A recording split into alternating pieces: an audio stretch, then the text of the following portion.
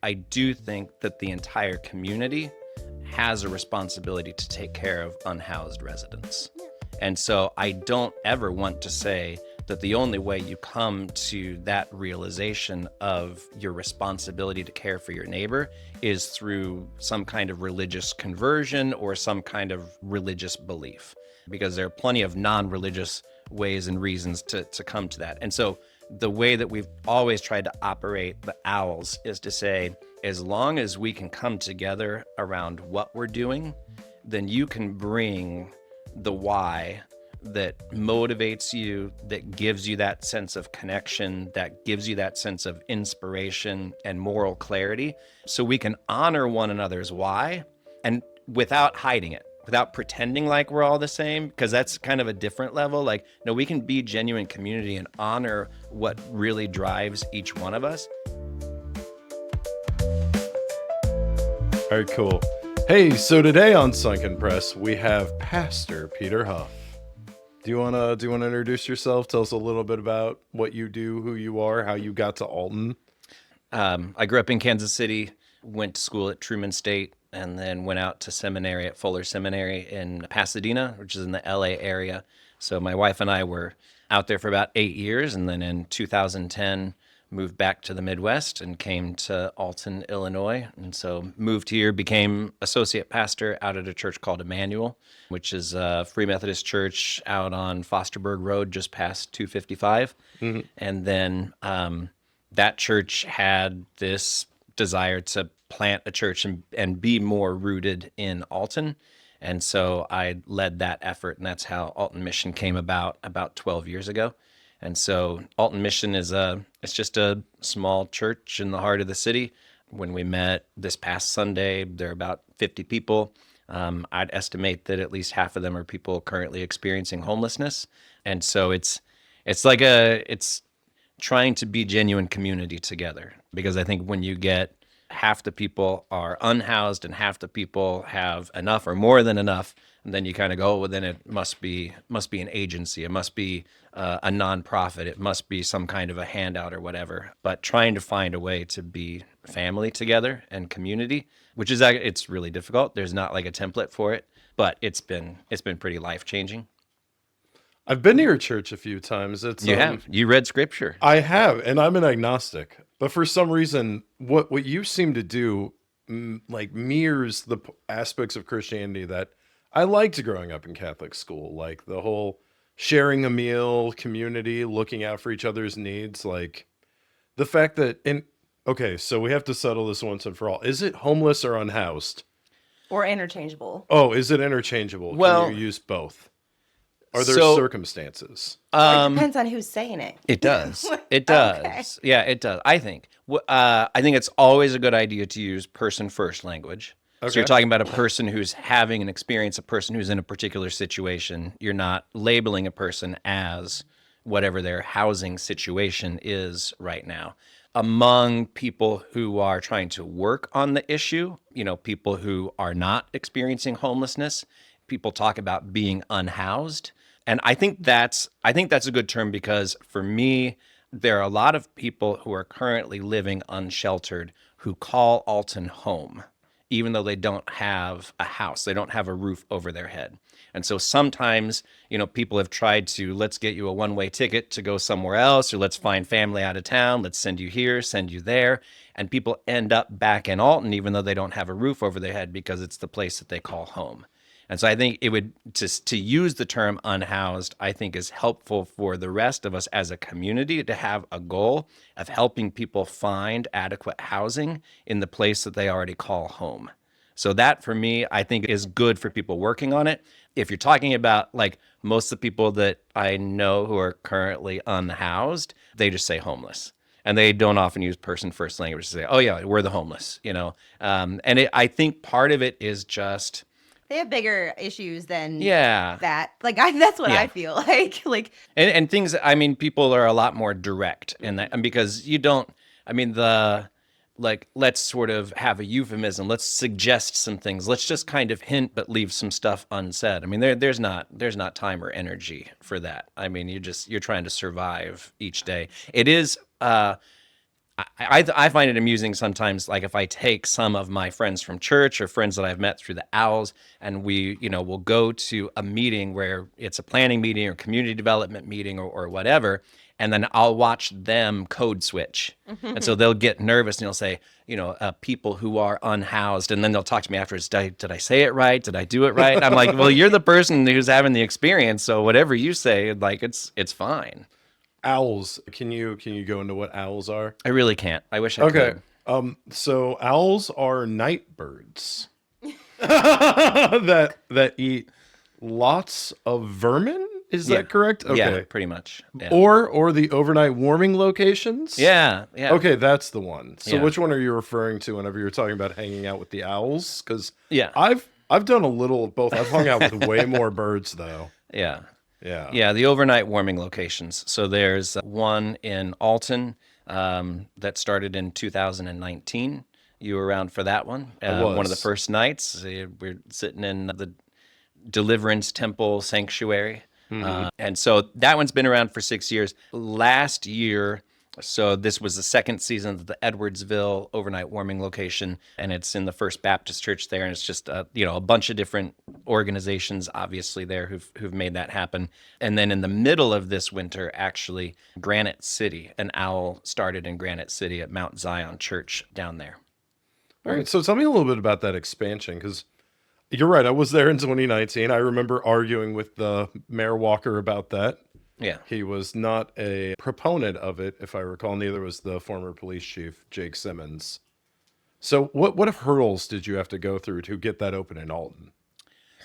I think we were able to gather a group of people who said, we either have enough privilege or enough connection to each other or enough legal footing as pastors and churches under the religious liberty protections that we have to not be bullied. So I think part of what happens sometimes is people get used to being told no. They get used to being told no in kind of a rough tone and put off, and then they go, well, that must be the end of it because I got told no.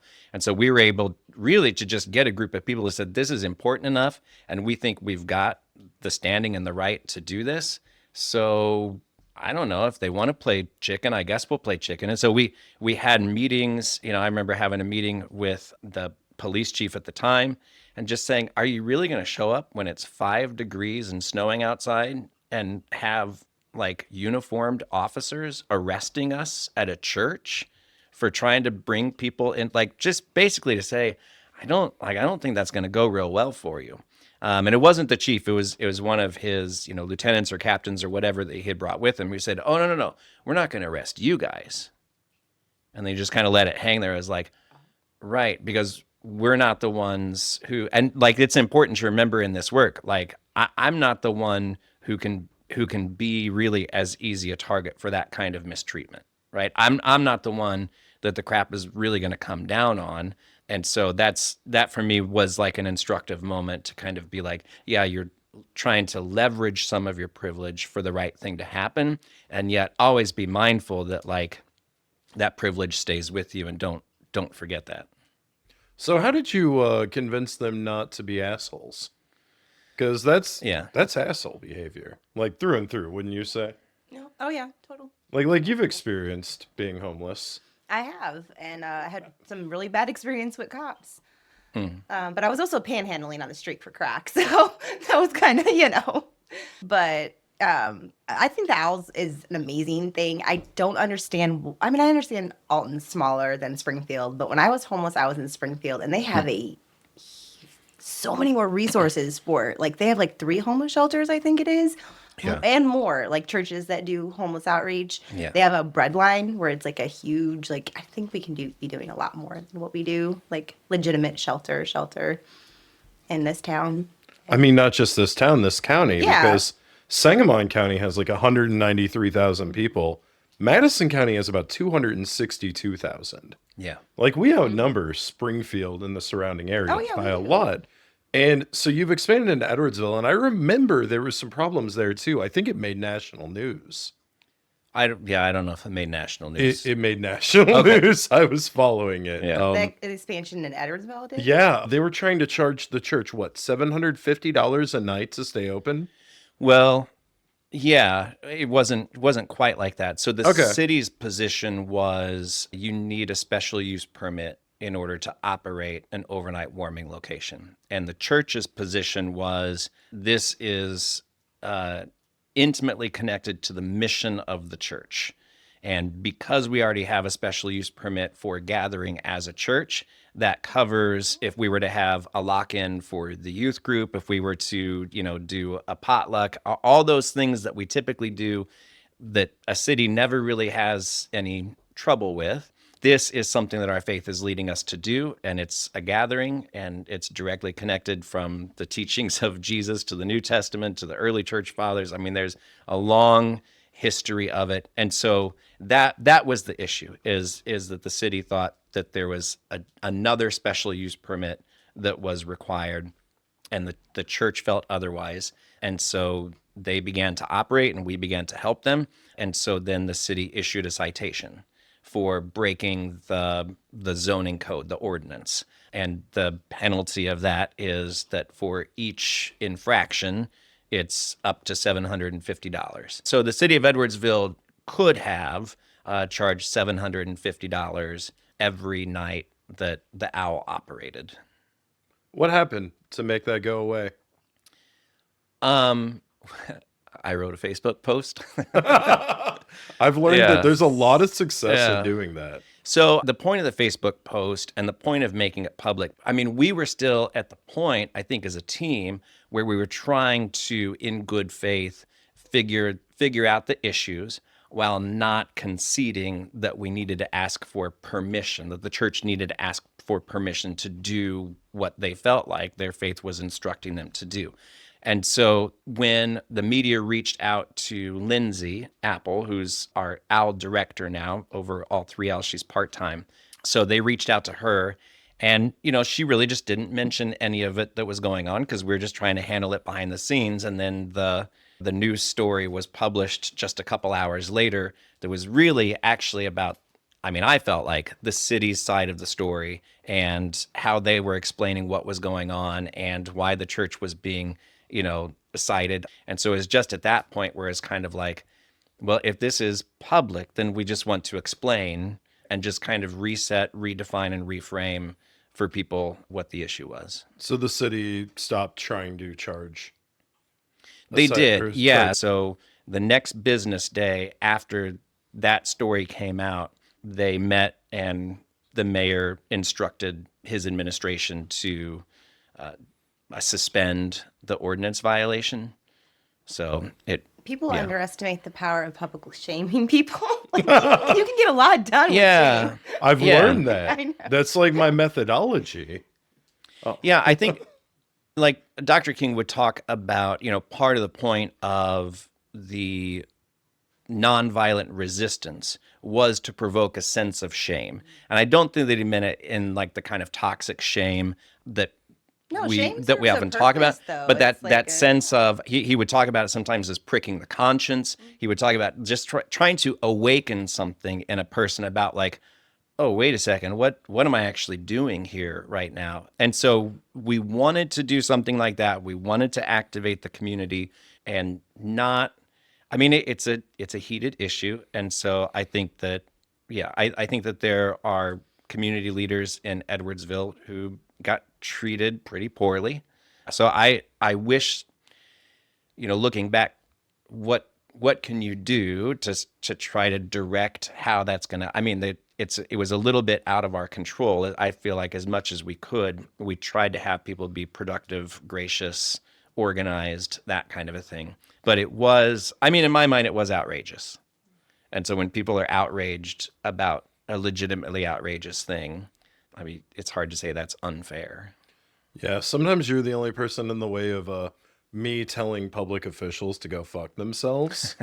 I'm just like, we've had those conversations. Yeah. Where I'm just I do try. I know that's probably not my Peter. Just let me say horrible things. Yeah. I just want to insult them to the deepest cores of their bowels, and you're like, let's be gracious. Yeah, I know it's unhoused. not my reputation, especially with people who've been opponents of like the owls and some of the other efforts to address homelessness. And sometimes I do think that reputation is earned. Like I'm not like on the Big Five personality test, like agreeableness is one of them.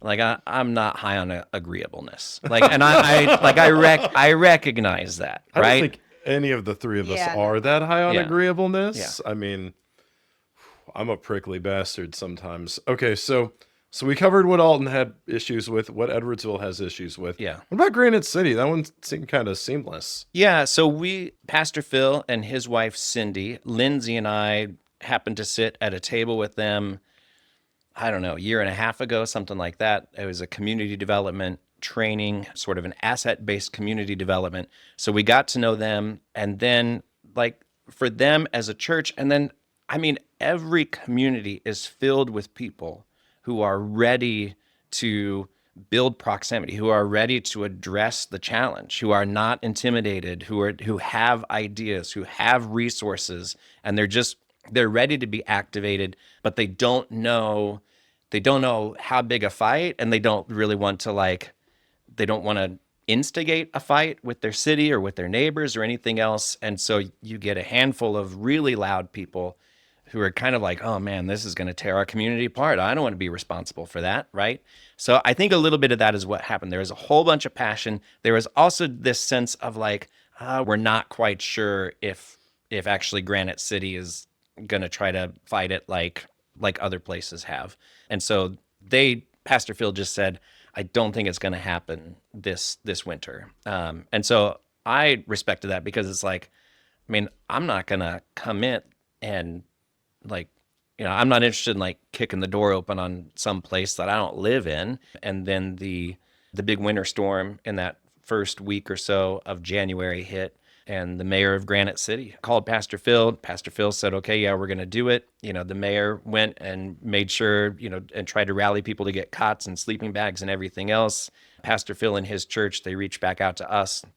And so in a matter of about 72 hours, we were able to help them raise, I don't know, it's probably about $4,000 in supplies that got delivered kind of in that first week. And they had done an amazing job of just gathering supplies and getting what they needed. And so many, like I said, so many people in Granite City were just ready for this, ready to have something that they could do for their neighbors, that it just, everything that was needed came out of the woodwork. And I just wanted to thank everybody from Granite City, because it was like, what you guys helped to prove is that when a city or a community steps out to do something that's compassionate, people don't run to take advantage. People run to help.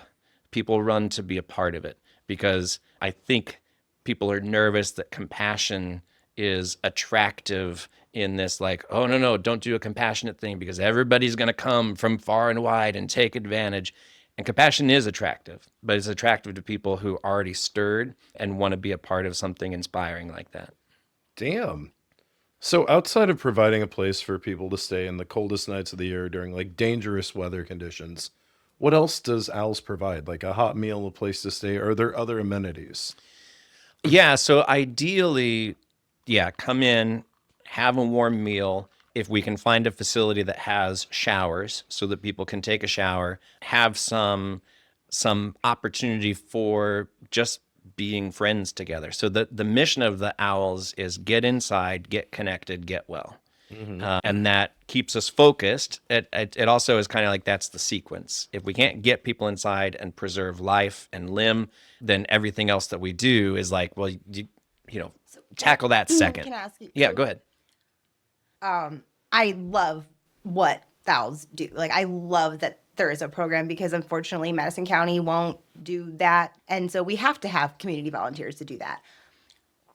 When I was homeless, I had trauma based on religious organizations that helped me out. And instead of helping me, they just wanted me to bring me to Jesus. So if somebody comes, asks for help, wants help, and, comes to stay overnight at your shelter, is there a level of Jesus that you pushed on them? Because that's what I really disagree with. And I was in a maternity home, like a Christian maternity home from like the fucking 1960s that you would imagine, where we had to go to Bible study, and it was dependent on me doing those things that I was housed and had a safe place for me and my unborn child to go. And that fucked with me. Yeah. And I just want to, like, I guess, ask you your opinion on that.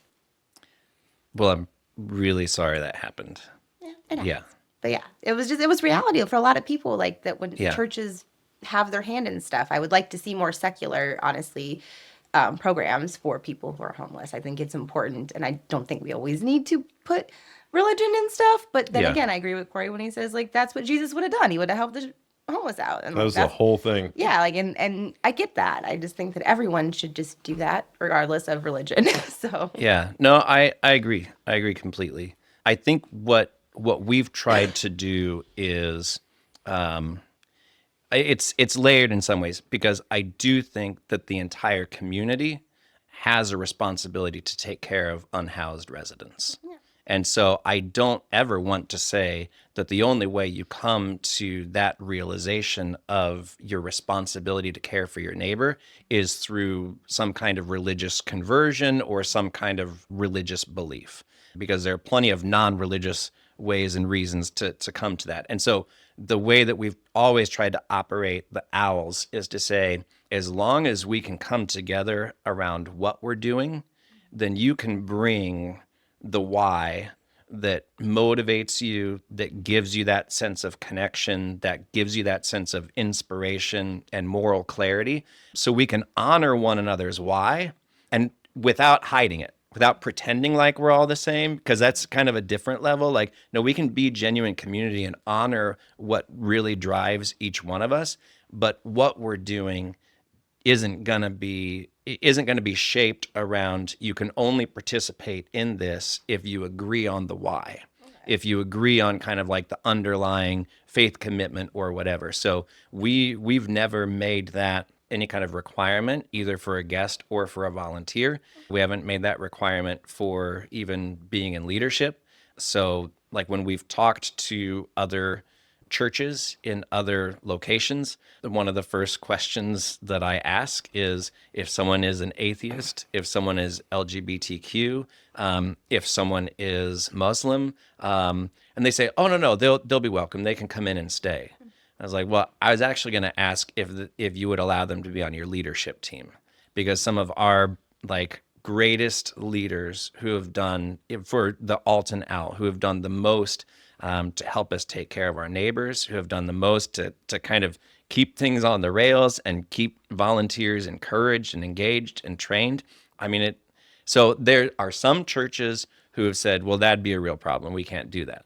I'm like, well, okay, then I'll just give you the 2-pager of like what it looks like that we do, and good luck. Just don't call it an owl. But if we're going to be, one team with multiple locations, then yeah, it's kind of a non-negotiable to organize around the what and then honor each other's why.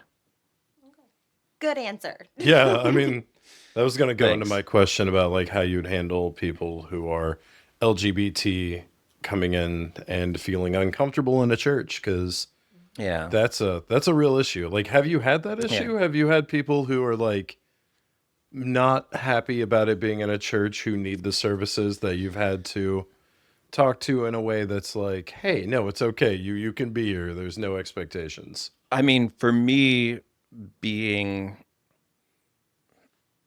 looking the way I look and being a pastor, like if people are feeling that uncomfortable, I'm not the person they're going to seek out to talk to. So I don't end up having the privilege of those kind of conversations.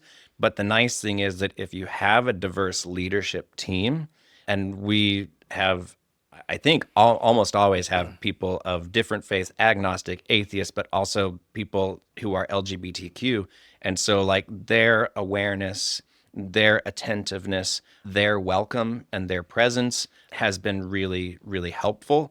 I do not blame anyone, and I'm not interested in arguing with anybody about any mistreatment that they have experienced in the church. And even people who are kind of like, "Hey, the church, the Crusades," and it's, there's a part of it where like, "Hey, I'm not even Catholic. I don't know. That wasn't me. Like that was a long time ago." Like there is I understand there is that like, look, I'm not guilty of that because I didn't do it. But they're not talking about me being personally guilty of those things. they're talking about what's happened to them. They're talking about their fears. They're talking about what it's going to take to trust coming into a space. And so if I argue with you about, well, I'm not actually responsible and how dare you, well, that doesn't answer what's actually going on. What people are looking for is not answers. They're looking for assurance that they're going to be okay, that they're going to be welcomed, that they're going to have an opportunity to be people, not the homeless. What are the current blocks that Alton has against your efforts through OWLS? Are there still people who are against it? Because I know that the Salvation Army booth house was shut down on a county level, and a lot of people in Alton had a very not in my backyard NIMBY view of it. Does that NIMBY still linger? And if so, what are you doing to help combat that? Oh, okay. A very easy question. Yeah, well, it's like Simple a as hell. series of questions, a series of layered questions. It's an onion. So what I would say is, after 6 years in Alton, the OWL itself and our operations, there is fairly widespread support. And I think one of the things that happened in those first couple of years that was the most powerful was also kind of like the hardest to see, and that is that the burden of proof shifted. So when we wanted to begin the OWL, the burden of proof was on us to prove this was the right thing, to prove that it was going to be safe, to prove that you had the right to do it, all of those kind of things. And then once we were around for a couple of years and people understood, then it started to be, well, actually the burden of proof would be on an administration that wanted to shut it down. When you're talking about the New Hope House, Salvation Army's proposed temporary housing, I think that they're in a situation where the burden of proof has been placed on them. And so we're in kind of different contexts because we're in different places in our story. Now, I don't necessarily think that it's fair the way the burden of proof has been placed on them, because in part, it's all the fears. And so in some ways, people come and go, I'm afraid of this. So now you've got to prove that that's not going to happen. And you just get a never-ending string of fears that it's impossible to really okay, if this is a genuine fear and a genuine objection, how do I care for you in the moment and take that seriously? But then also there's just a lot of BS that gets thrown at you just to kind of stall. In a lot of cases, counties think, oh, if we do this, then all the homeless are going to come from here, from all the areas. Yeah. Like, they're already out there. They're already there. Just because you don't see them, just because they're not in one location together, does not mean there are not unhoused people who need. But also, I think there is a level of, and I mean, since you've been doing this for how many years? You said 6 years? Yeah, the OWL's for 6 years, yeah. How many people do you know who you've seen that have been homeless consistently? And I think it's a lot of people judge that, and they call them homeless by choice. And when I was in the street, there was a lot of people that by choice, I use choice lightly because it's usually addiction or mental illness. But yeah, I know a lot of people who, and some people, I think that when you're faced with, okay, like me, a single mom who was just trying to, I'm sorry, I got Reba stuck in my head, a single mom who works this long. You know what I mean? Like, my case was like, I was white, I was young, I had more privilege than other people who were homeless. I was a new crack addict versus people who were habitually homeless, who still to this day, I have gone back to Springfield and seen people that I was on the street with that are still on the street. And is there a level of like moral based, like, you know what I mean? Like, we're going to help the people who want the help, but versus the people who 6 years later, you're still seeing them in your shelters and they don't think they deserve the same kind of help anymore because it's by choice, instead of acknowledging that even if they're homeless for the rest of their life, they still deserve, the same kind of, services and help. That's an even more layered question than, Do you want to answer that one after the break? Or no, let's answer it. Yeah. No, let's answer it now since we're, because there are a couple of layers. One is whether or not people choose to be homeless and what it means for someone to choose, right? Because I think oftentimes when you're talking about having issues with addiction, then you're talking in some ways about your will being compromised, And that's what I mean, like about yeah, choice is not, it's never really a right. choice when it comes to, Yeah. being an addict or, Yeah. having mental health issues. I think that the other part of it too is whether or not people are willing to trust us with their hopes, because to try again is an enormous amount of courage and energy and faith and risk.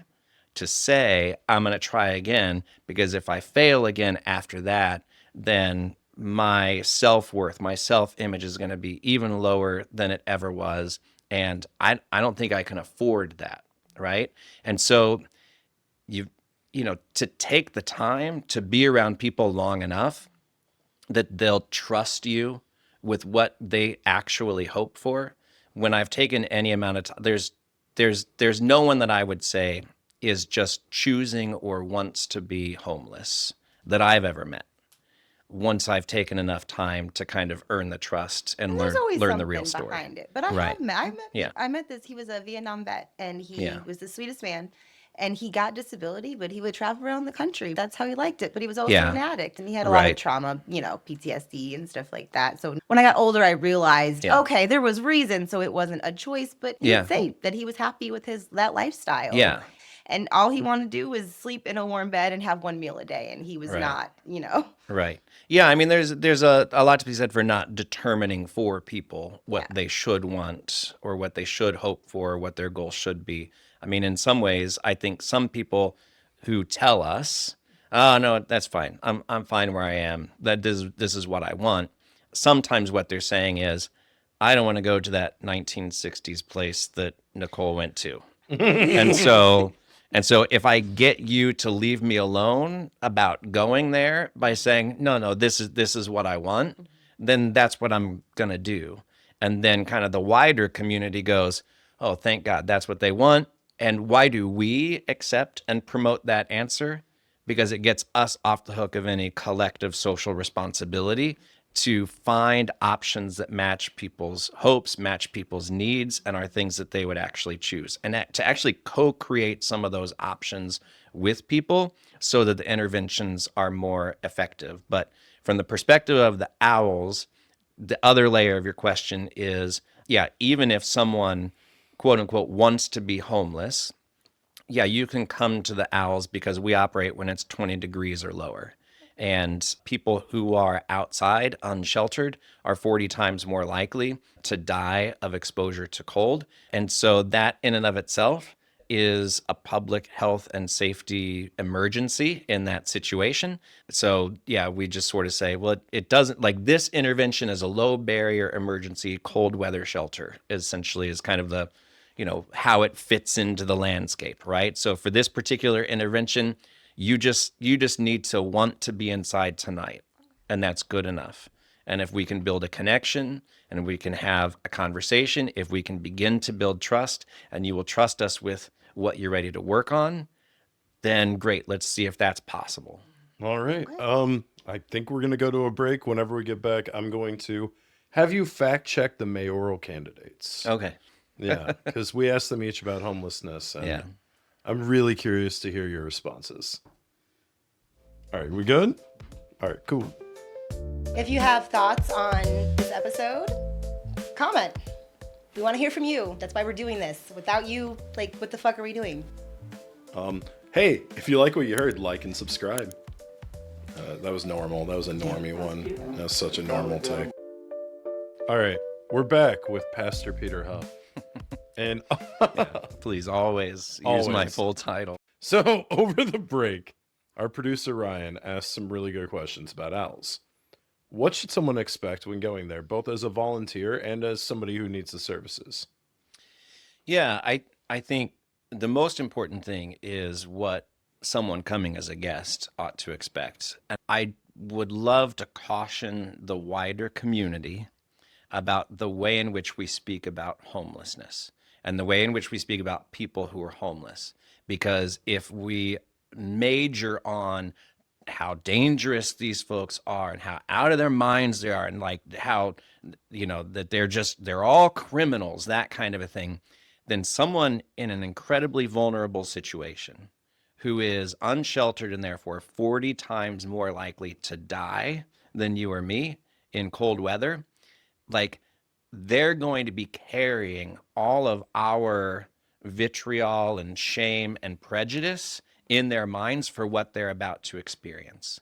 And so, like, literally, people who have not been homeless for long, who are thinking about coming to an owl, are listening to the wider community about how dangerous it is and going, am I more likely to die out here in the cold, or am I more likely to die in there?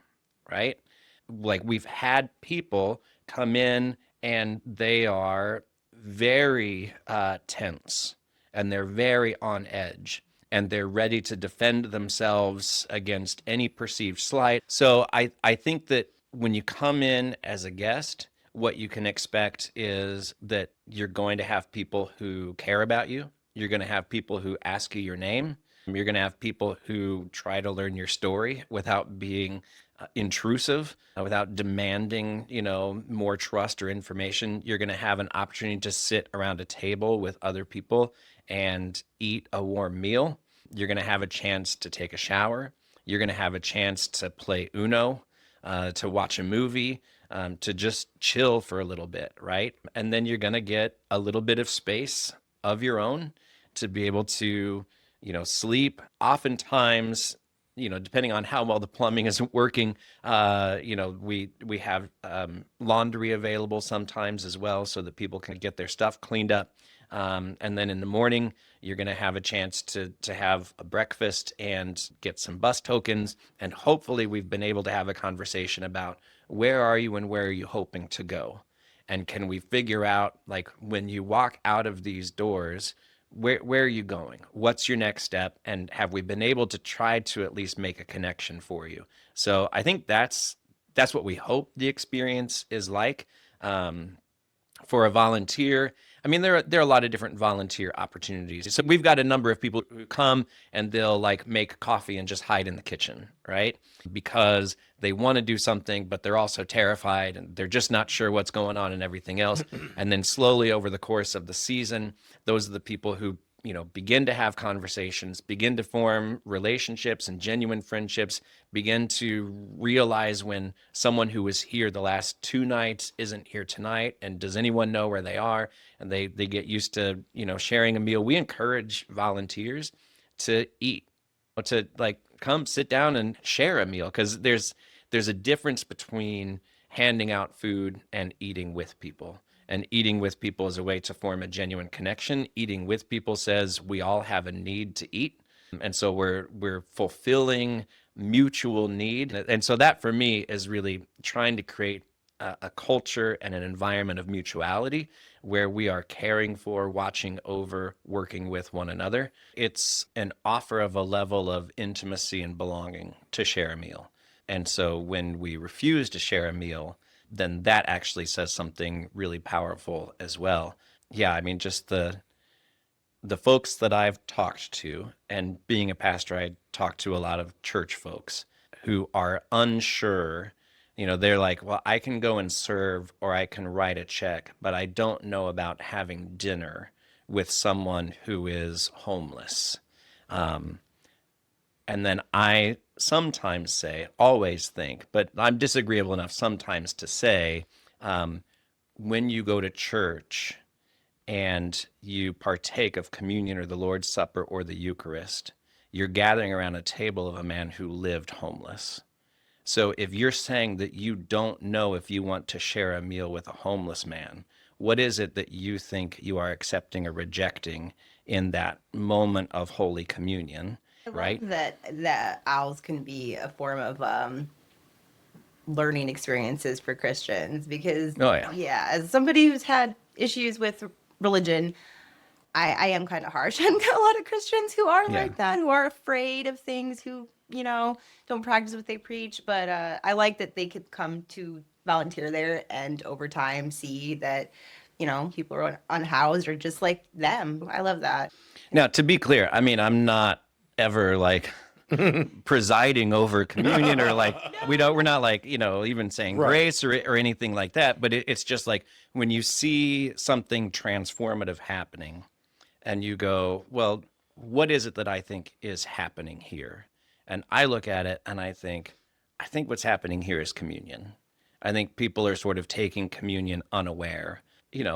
I don't know. Like, does that make sense? Christians that Jesus did talk about being. Like, there is a difference. I was a born again Christian. I was 9 months pregnant. I got baptized, right? When I stopped going to church and living how most of them wanted me to live, everyone abandoned me, except for one couple, Kat and Jeff, who are the epitome of who I consider Christians to be. Like, and I know it's just me. My opinion doesn't hold, whatever. You're Sure a it Christian, does. you're a Christian. Of course it believe. does. But, like, they're the only people back in that old life that I had of being born again Christian that, like, I could say honestly, like, they helped me get my driver's license. I didn't know how to drive. They taught me once a week at night in a parking lot. They invited me and my son into their home. They invited us for Easter. They taught me how to make spinach pie. I was a scared 18-year-old single mom who was homeless and terrified. And they not only just sat with me at church and made a show of it, they invited me into their homes. Yeah. And so that is, like, I feel that, like, what you're saying, like, there's a difference between volunteering and making coffee and hiding in the kitchen, between, like, putting yourself in that place of where you're sharing a meal. So I love that. I think for me, the having as much patience with others as people have had to have with me, to also kind of go, this is where I am right now, but this is the result of, 10 years at least of a journey to try to figure out what does it mean. Because I think when Alton Mission started, right, when I thought about what does it mean to be a church that's really invested in this community, in this city, and you look at just the basic demographics. I keep hitting this. I apologize. You look at the demographics of Alton, and we have a poverty rate that's about twice the national average, like 24.5% poverty rate. Our youth poverty rate is 33%. Yep. The poverty rate within Alton School District is 55%. Oh. Like, over half the kids in Alton School District are living in poverty. So I think, like, when I looked at stuff like that, I said, okay, well, what it means to be a church that's rooted in Alton means that we're going to have this care and concern for the poor. There's something about poverty that's going to need to determine who we are and what we do. And the first things that I did were, like, let's do a service project. Let's hand out some food. So it was a journey for me to kind of get to a place where, like, community development has made this shift over the years of doing for to doing with. So doing for is, I have an idea, I come in, I've got the resources, I'm in charge, and so I'm going to do this for you because I've determined what's in your best interest. And if you know what's good for you, then you'll participate in this program. And if you don't like the program, then I'll say, well, obviously these people are just picking, whatever their lot in life is and can't be helped. Doing with is kind of like you come in, and what you were saying before, there's mutuality where the people who are living the experience know from the inside out what the issues are, both what causes, say, homelessness, and also have the best ideas for what might end homelessness, at least for them, if not for loads of people. So the doing with is way more powerful. It takes a lot longer than coming in and doing for.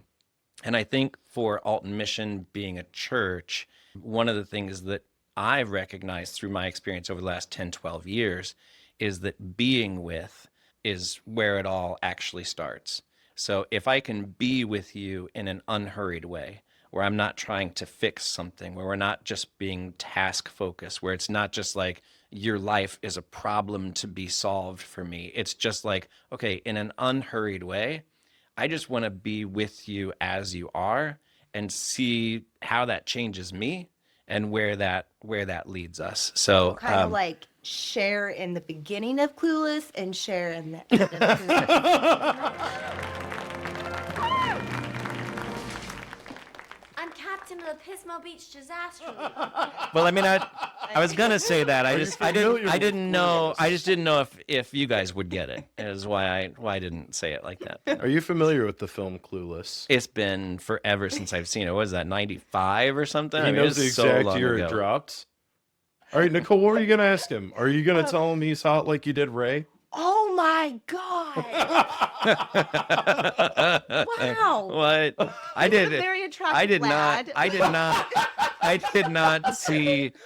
But I mean, I watched that episode. I don't remember that I have part. daddy issues. Anyway, moving on. Okay. Moving on. We are going to ask this. So, do you guys offer community resources? I know you mentioned bus tokens, but like stuff like if one comes to Alton and they are unhoused, do you offer resources like how to get to hook up with food stamps and government assistance, or how to, I guess, navigate also the busing community? Because I know the Madison County Transit kind of sucks. I'm from Chicago, so I got spoiled on that. Like, also, like mental health services are a huge thing. So, do you guys kind of tell people about that? Yeah. So to try to help people navigate Yeah. is important, and at the same time, kind of like what you're saying, the system is very, very hard to navigate. It- And so I think that we have gotten better, and we continue to hope to be better at that third part of the mission for the Owls, which is get inside, get connected, get well.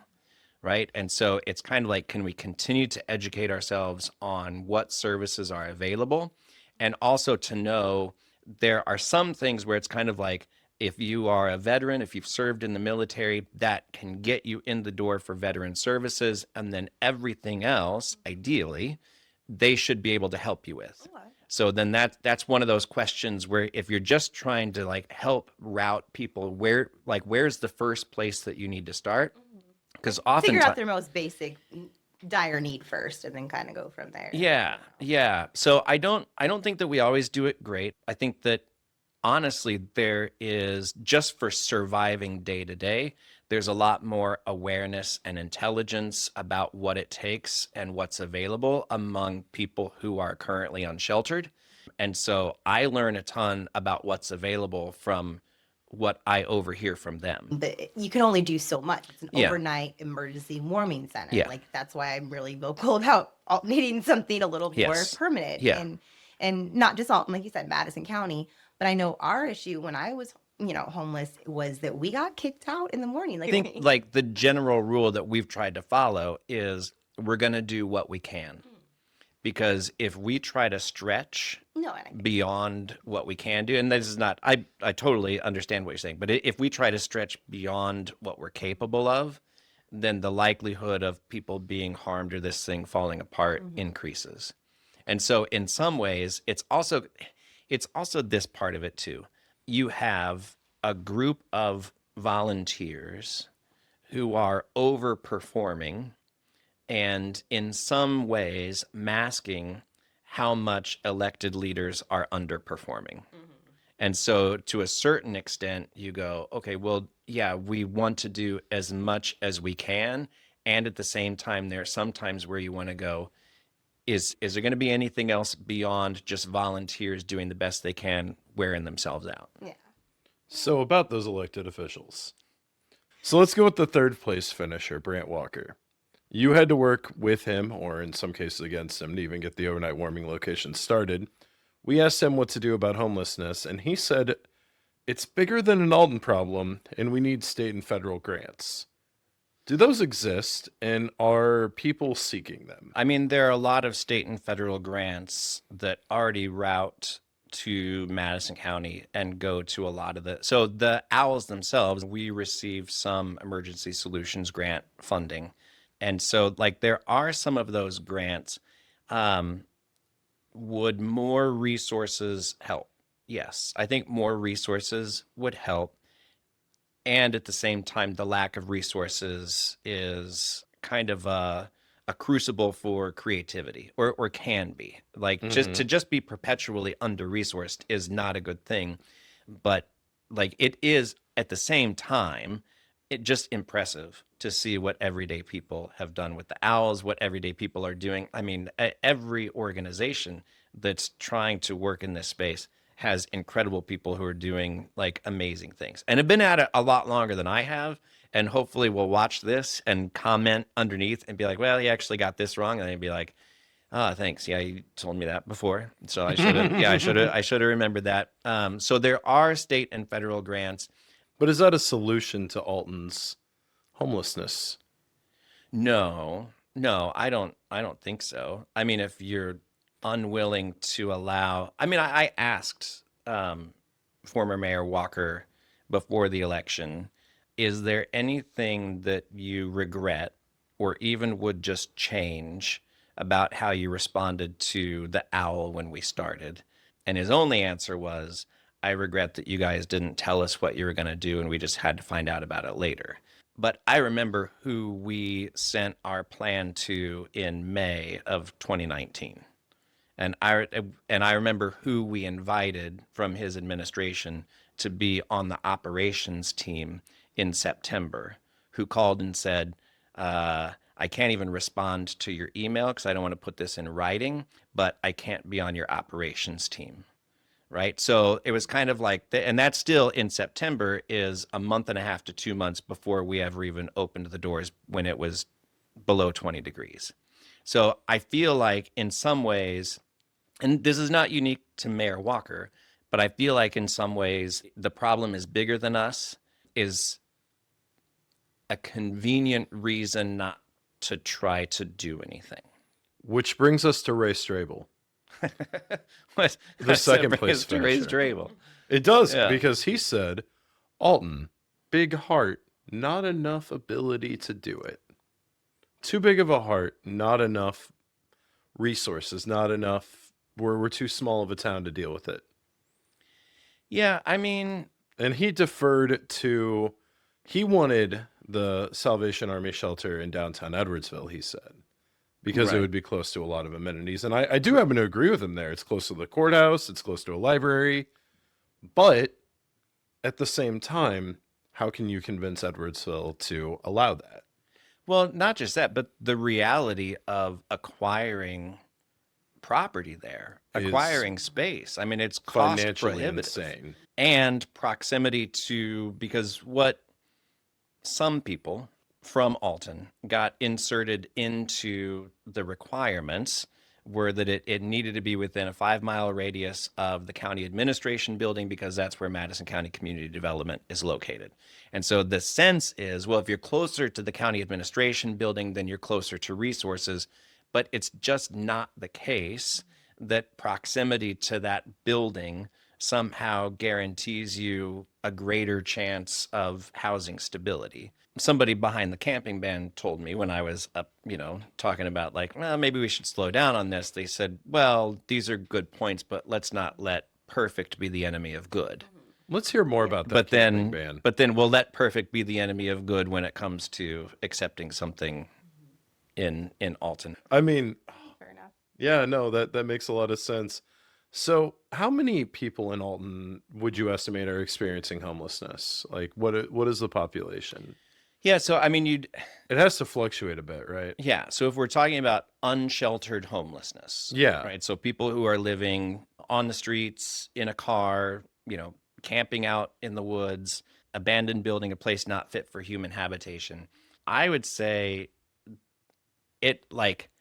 there's no way it's fewer than 75 people. Okay. Like that's my feeling. I think there's a chance that it's probably closer to 100, but it does fluctuate a little bit. I mean, the problem has homelessness has only increased over the last year and a half. It's like a nationwide trend. Well, and a lot of people are also sheltered, but still technically homeless because they're not on a lease, Yeah. right? So they have housing insecurity. And so for like the school district, how they define students who are experiencing homelessness is that you're in some untenable situation where you're in danger of, being kicked out kind of at any time. You're couch surfing, doubled up, whatever the term is that people want to use. So just to give you a sense of like where homelessness is tracking, even sheltered homelessness, from 2015 to 2020, the school district's report card says that their level of homelessness across the district was about 1.5% of students. So 1.5 would fluctuate, 1.5, 1.6, somewhere right in there for about 5-6 years. And then in 2021 and 2022, there was a lot of like the, supports and payments, that came post-pandemic, where people were getting, I don't know, were they called stimulus checks? Yeah. So people were getting those, and there was a moratorium on evictions. And so the numbers dipped down to like 0.8 and 1.1% for 2021 and 2022. And then the pandemic supports ended. And I don't know if you remember, like in 2022 and 2023, the housing market took off like crazy. The moratorium on evictions ended. And as a trailing indicator, what was 1.5% homelessness within Alton School District bumped down to around 1, suddenly shot up the next year to 4%. Oh, shit. So 2023, 4% of students across the Alton School District were federally classified as homeless. And in 2024, that went up again to 5%. Oh, that's a disturbing trend. So that's part of the reason why, like, when people talk about the compounding issues for folks who are living on the streets, right, which are mental health and substance use, to account for such a dramatic increase in homelessness, if mental health and substance use were the primary drivers and causes of homelessness, you should see some similar kind of explosion of those. So I guess all of what I'm saying is, like, whatever you're going to identify as the cause of homelessness, it needs to have increased or hit at the time where the numbers of people experiencing homelessness have really exploded. And the thing that makes the most sense is the availability and affordability of housing. Always That is. is the, but we don't, we want to, in some ways, almost overcomplicate it. And I think that we reach for stuff like mental health and substance use in part because we can cast those as individual personal attributes. And then therefore we can say, well, this individually is personally responsible for their situation and for getting out of it. Whereas if we're talking about housing affordability and market forces and all of that sort of stuff, then we're talking about that there might be a wider social responsibility and social opportunity, community opportunity to address the underlying causes. So tell me about the camping ban, because I remember I was at the city council meeting. I spoke up against it as well because I thought whenever we talked about it, you explained that it's a way for people to make police to make contact with unhoused populations and create some more issues for them. And Ray told me that there's not been a single arrest made from the anti-camping ban.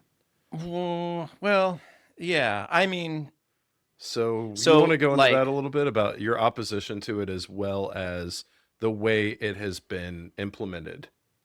Yeah. So I would not, my opposition to it is layered.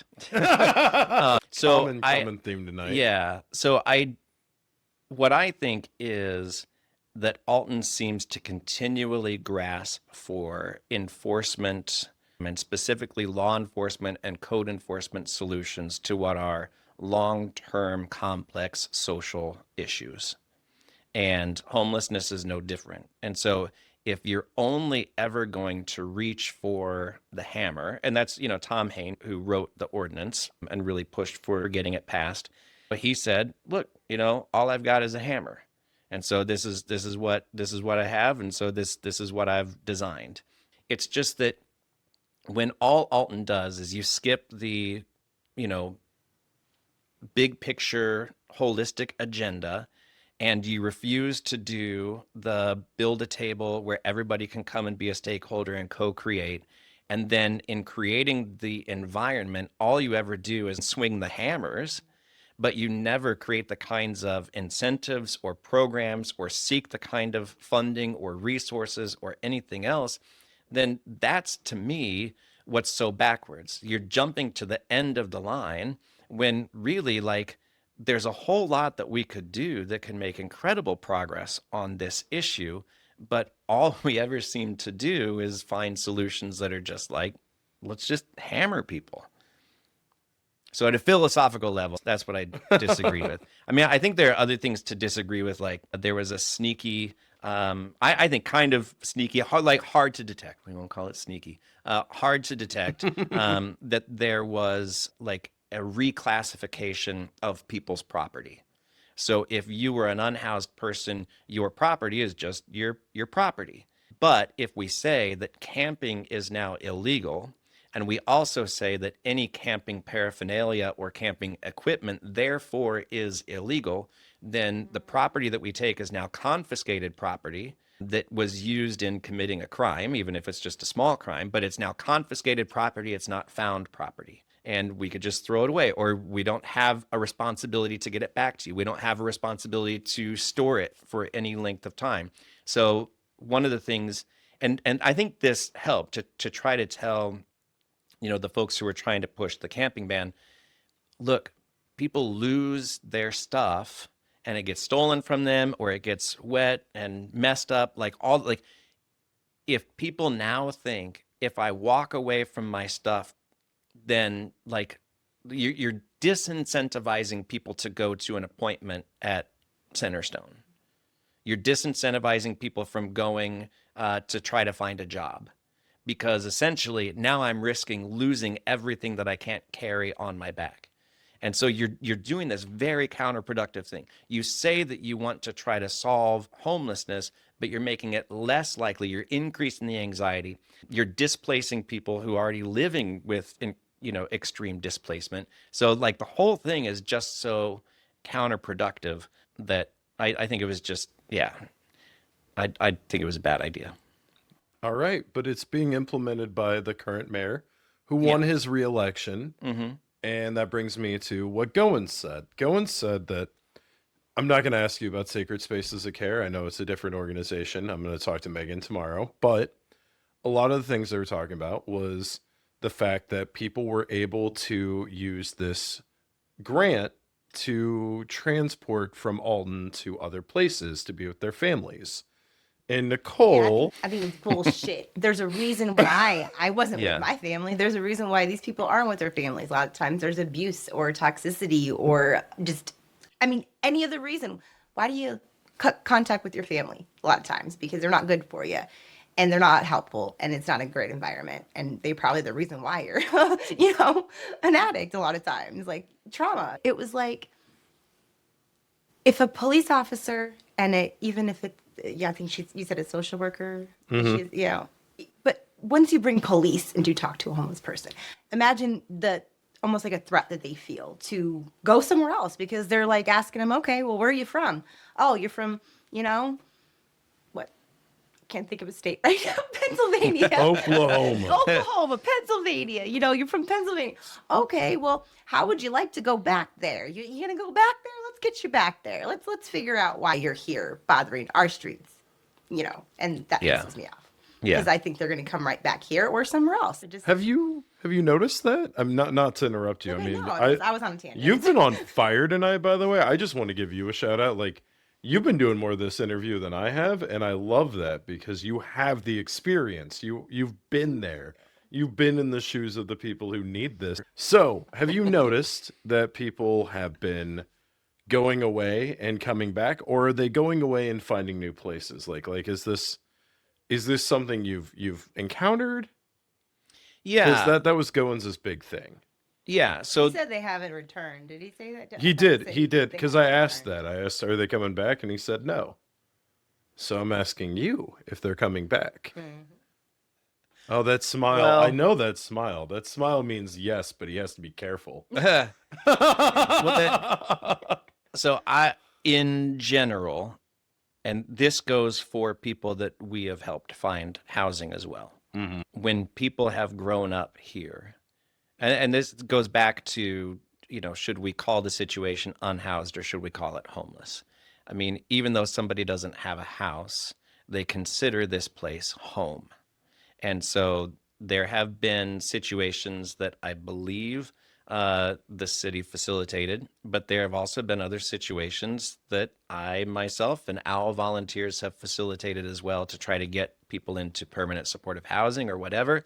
And they've ended up coming back to Alton, even if that means that they live unsheltered. And so it's one of those things where it's just like, it tells me we need to offer solutions here in Alton because people, like, this is their home.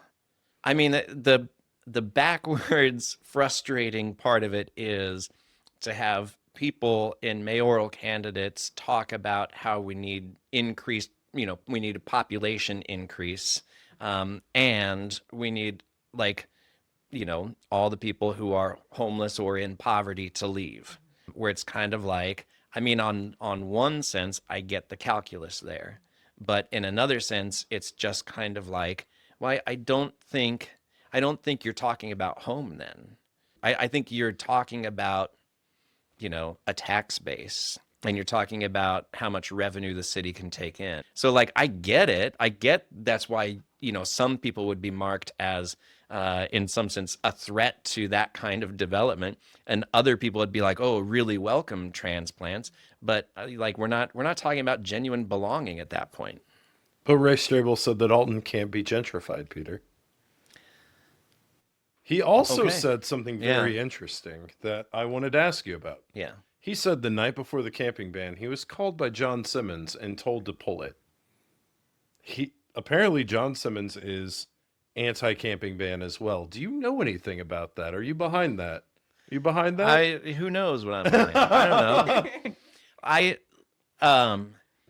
Talking with you, I want to tell the story of, like, what I've experienced and who I've gotten to work with. And the fine line there is telling other people's stories for them. So John Simmons has been a part of the Alton Housing Coalition. So we sort of revived the Alton Housing Coalition, and right now it's just kind of a small group of people who are like, let's just try to figure out some solutions. Let's try to keep a pulse on what different people are doing. So John has been a part of the discussions and how do we respond to the camping ban and what kinds of solutions does Alton need, those kinds of things. That makes me feel way better about John Simmons, by the way. Hearing that, like, because, I'm a huge Alton Works critic. I believe I went on the record saying that clock is ugly as shit. That aside, the real thing that matters is, like, a man with a lot of resources cares about homelessness in the community, and that makes me sleep a little better at night knowing that. Yeah. I just wanted to check with you because Ray was like, he called me and said, don't vote for it, pull it off. And I was like, John Simmons, richest man in town, doesn't want the camping ban. Maybe I like him after all. Yeah, maybe he's not. I did like the way that he's, not liked it, but, like, I understood what he was saying about how John Simmons is just one part of Alton Works, and he probably has a lot of people who are vetoing what he really wants to do. Yeah, but Peter's not Alton Works. I know what I know. We're good on a tangent, dude. I know. I get home to my daughter. Okay. Yeah. So we'll wrap it up. What can the average Altonian do right now to help their neighbors experiencing homelessness?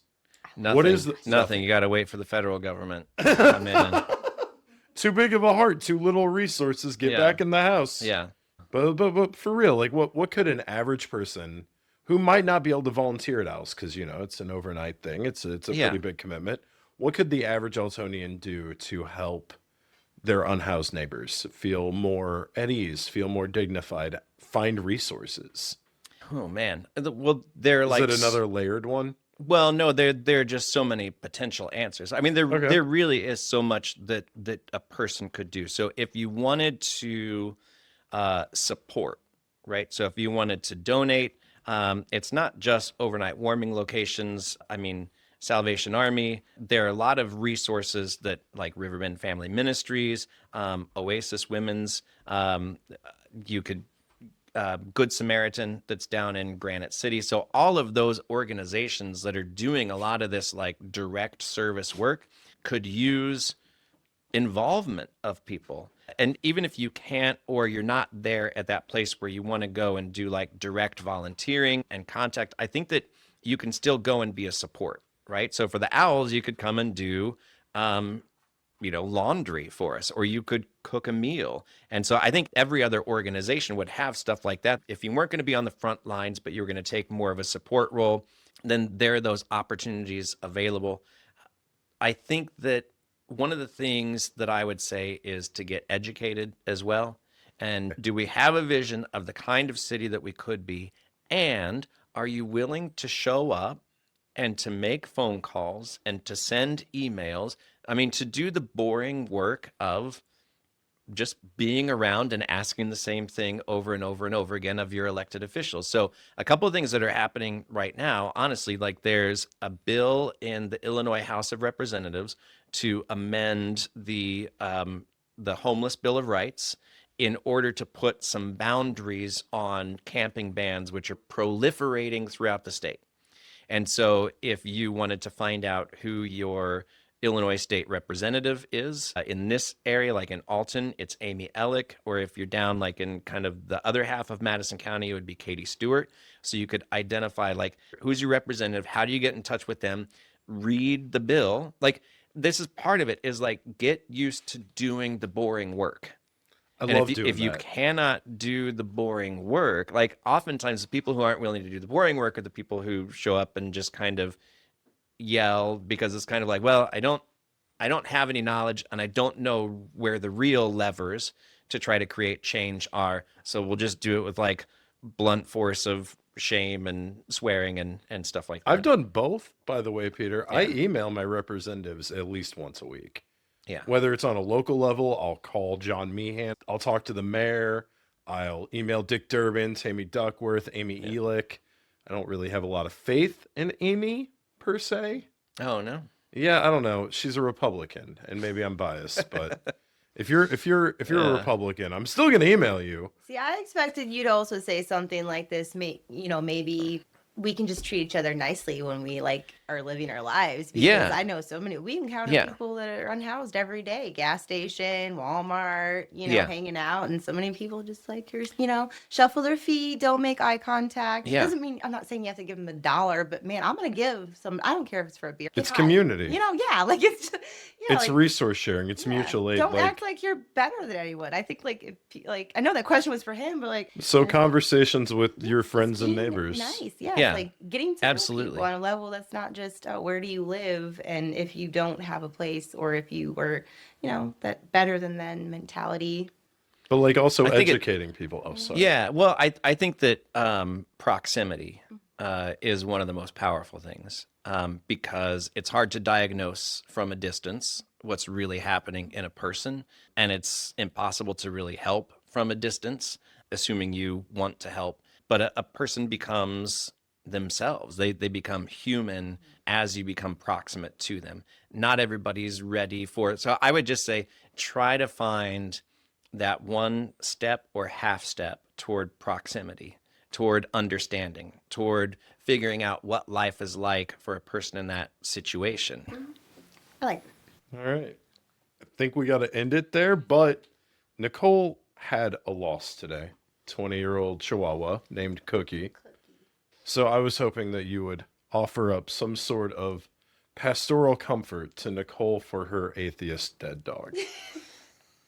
All I know is that dog put up with so much from that little girl, so much. Dressed him up in little outfits, towed him around, she drove him on her bike in a little basket. But that dog humped everything and peed on the floor. It's so hilarious. We have so many videos. So of that him means trying he's to in hump hell, them. right? He was a little problematic. Like consent, he did not understand. So we're dedicating this episode to the memory of Cookie, the passed away Chihuahua. Thank you. So Thank you. we are. Can you say a little like magic? Yes, we're All praying right. for Cookie. All right. Okay. God, we come to you because you are creator. You create what is good, and you preserve good in each of us, no matter how hard it is for us to see it.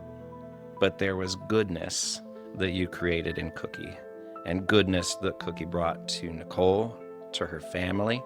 And so, God, we ask that you would fill with goodness again those spaces that are now held open, and those that feel like wounds. God, that you would bring comfort and goodness and blessing. Amen. Amen. That was good. Beautiful. Oh my God. We have to put pictures of Cookie overlaying all of that, though. I'll be the one. You gotta send all the weirdest pictures of Cookie. Like, He had a lot of weird. I'm sure he did. I met that dog whenever you first got him. I was like, this dog is gonna last like 6 months. He smells rancid.